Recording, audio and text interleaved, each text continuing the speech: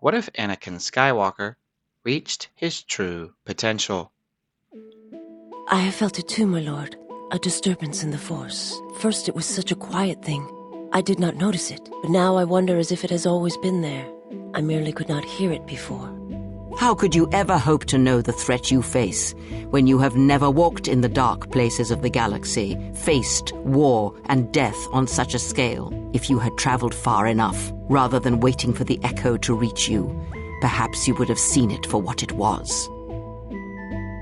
What would happen if Anakin Skywalker was bound by no code? What if he truly followed the Force? And what now? Episode 2. Clad and cloaked was the shaped form of a child that wandered the decrepit and dangerous alleyways of Nar Shaddaa, forever lit like a jewel with hollow lights, and preceded by a nearly endless chain of traffic soaring overhead. Anywhere else in the galaxy, or at the very least, a decent planet or sector, the sight of a lone child would bring worry.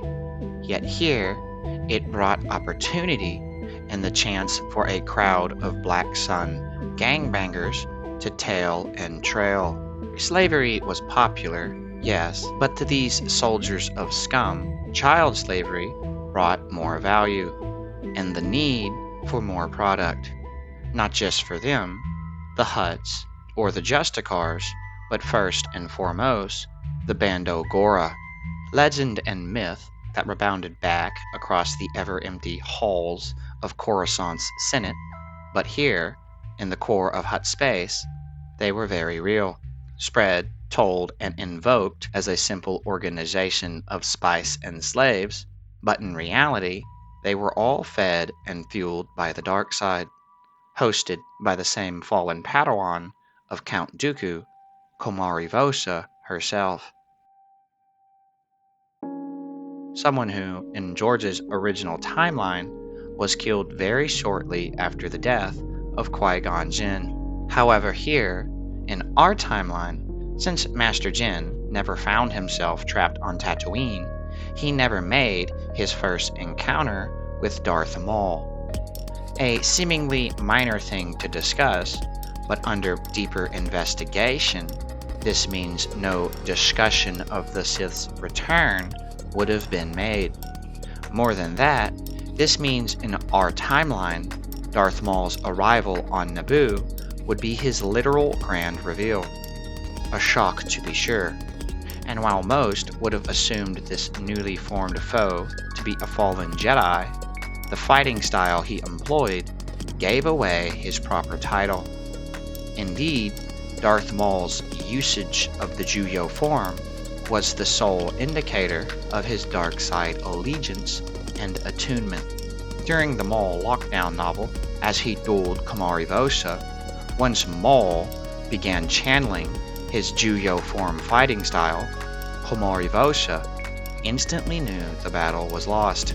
This is all a very long and complicated way of saying that Darth Maul would slay Master Jin before dying the same, with the only significant difference in our timeline being the trauma and loss of lore from Master Jin having no time to relay information. Information that, when combined with the Darth Maul Shadowhunter novel and the Darth Maul comics, paint a better picture of the criminal underworld. The very same world that our focus, Anakin Skywalker, now called his. A name that no one around sought to seek or speak, as he too found himself soon surrounded on all sides, traveling through Shadowtown as if it was a summer resort instead of the gang-filled grotto that it actually was. Brought here not from deception or the convenience of being lost, but purpose that he alone had finally found time to obtain, tracking hints and clues leading to the black markets for slaves and the desired slave that he called his mother. Slaves that were endless in their number, as crowds were huddled and hugged together in their darkened cages they called home, and something that the ambushing members of the Black Sun sought to add more upon, partially because, again, of the profit that slavery brought in, but also the recent death of one of their prized own, Alexei Garin, an underlord of the Black Sun, who was directly killed by Darth Maul's bare hands. Gloating and grinning, shooting stray blaster bullets away and astray towards the city entombed ceiling, laughter bounded in all directions, savored first by the nearest gangster, while dreaded by the very slaves that had grown so accustomed to it. Only the boy they stalked remained as still as the shadows that enveloped and surrounded him, too vague to discern his features, but still apparent enough for most to notice his small stature and height. Barely 9 to 10 years old at this point in our story, I personally tried to avoid talking about Anakin's precise birth because it's so vague. What I mean is, it is essentially impossible to grab a novel, book, game, or movie that explains his birth. Skipping over the memes that haunt episode 1 and the obvious implications that he himself was born and fathered by the Force, the only direct source in George's timeline for Anakin's birth year was from an external blog post. While I personally have no problem hyper-analyzing the incredibly minor points of the lore, the post itself was made by Leland Chee, a person who has no respect for the authors that made Star Wars, and someone who casually dismisses the art by those authors. Because of this, in my humble opinion, we have no reliable source for Anakin's exact birth. Something that's probably for the best for us perhaps, but not the nearing gang that now strolled within an arm's reach of Anakin Skywalker, still veiled by the blackened hood that none knew where he obtained it, yet also unmoving and rigid as if those around weren't even counted, all until guttered speech began to sheep and shink.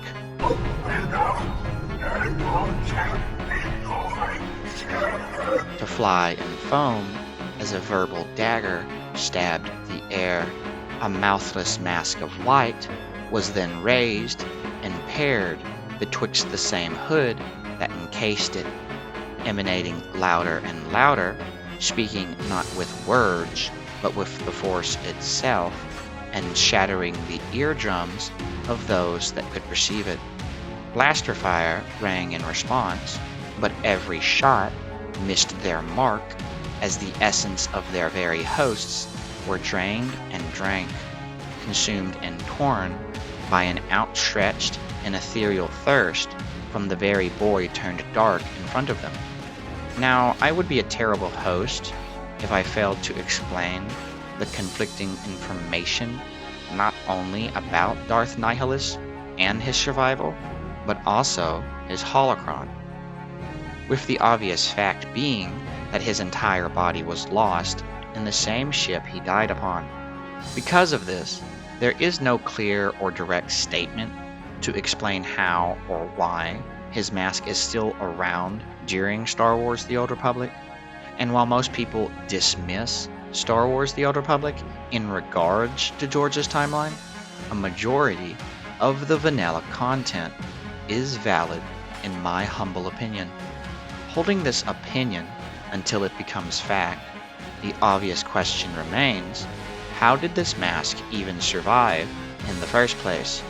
In reality, the only source to my knowledge that alludes to this survival is the Star Wars Encyclopedia.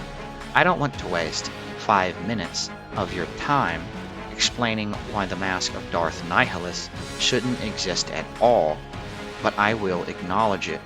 The only way his mask, and by default his spirit, would have survived is if Visas Mar took his mask after his death. This is also why I never acknowledged the argument that he would eventually be buried in a tomb on Korriban, because there was nothing to bury.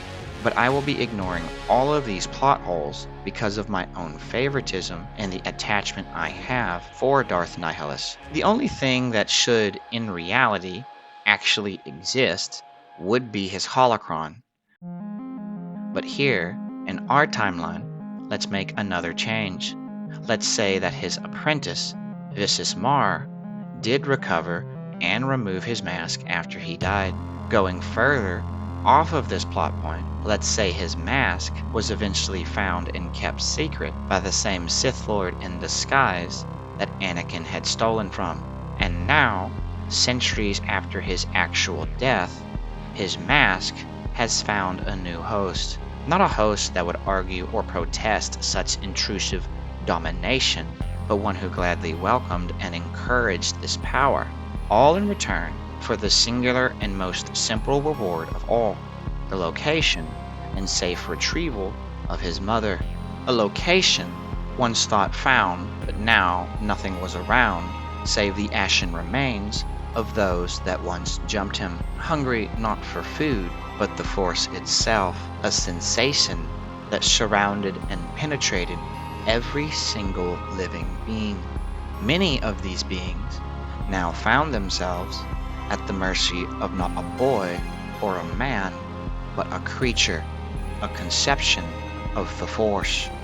Because while yes, Anakin would retain his physical form and body, something the Dark Lord himself long since forgotten, one thing our child Skywalker would have lost would be his concerning nature and the innocence once common for most, gone the very second that the pristine mask of Darth Nihilus first touched his face. And that's why, after scanning and sensing the room and realizing that his mother was not among them, the hunger returned, unending and no longer his own, an ache not from his stomach, but his very soul. Once a longing for more, but now a demand, fueled and funneled by pain, with every missing second that failed to sustain him, enthralled to such a point that hands were once again raised while the Force was channeled between them. There and then, within the fraction of a moment, over 1,000 lives were drained and snuffed into nothingness, drawn into a veiled beam of perpetual red, encompassed by spiraled gusts of light, creating not just a vortex across the encompassing room, but an echo through the Force itself, a wound spread and sprawled, sensations that rippled beyond the outer and mid-rims before piercing straight into the galactic core, polluted and populated by trillions without count. But beyond that, the true ears that heard such a message were only two, those belonging and resigning themselves amongst the Jedi Creed and Code, and those who called themselves Sith. This brings us back full circle to what I was discussing at the beginning of the video. The absence of Qui-Gon Jinn from Tatooine, and the reoccurring fact that without this initial confrontation, the return of the Sith would still be shrouded. Palpatine is not the only Sith Lord in existence, however. The other organizations that represent the dark side are just as hidden. Lost tribes of the Sith are, as the name suggests, lost until decades after the Battle of Yavin. The prophets of the dark side weren't Sith, but even then, Dromund Kaas wasn't rediscovered by the Republic until the Clone Wars. The Sorcerers of Tund are basically irrelevant, with their final member dying to Lando Calrissian. There is no reason for me to discuss the more minor dark side cults, like the Sorcerers of Rand. The point is, despite all these creations and the manipulations from fallen Jedi, even those who proclaimed themselves dark weren't actually Sith. Komari Vosa wasn't Sith.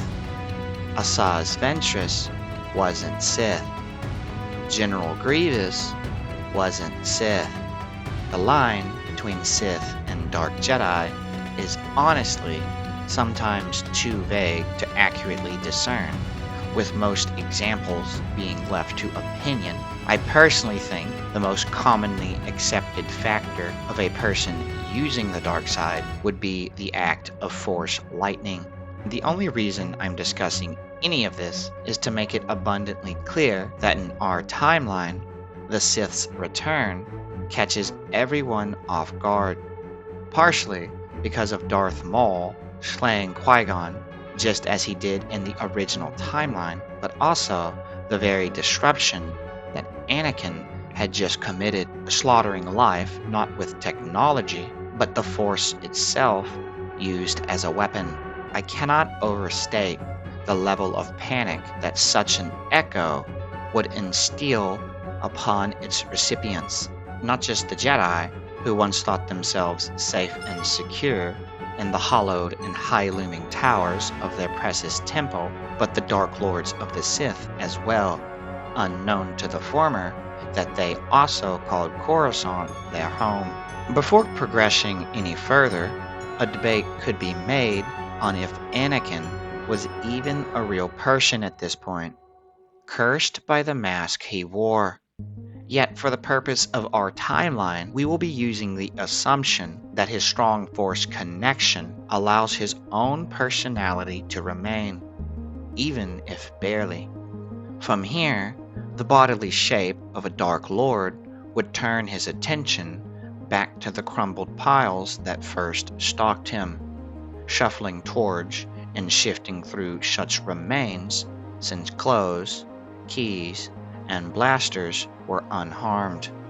The ignition of a hollow communicator came in time to aid his search before raising it high and turning on the channel, seeing the sight of Komari Vosha and briefly earning her audible ire before she swiftly went silent.